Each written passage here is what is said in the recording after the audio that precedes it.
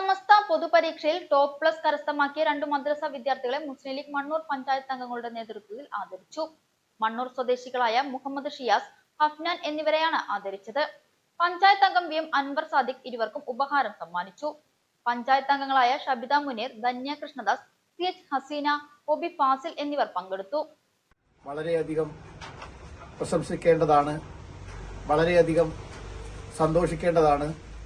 ഇനിയും ഇതുപോലെ ഉയരങ്ങളിലേക്ക് എത്തുവാൻ സമസ്ത പൊതുപരീക്ഷയിലും അതുപോലെ തന്നെ അതോടൊപ്പം തന്നെ മറ്റുള്ള ഭൗതിക വിദ്യാഭ്യാസ മേഖലയിലും ഉയരങ്ങളിലേക്ക് എത്താൻ കഴിയട്ടെ എന്നാണ് ഞങ്ങൾക്ക് ആശംസിക്കാനുള്ളത്.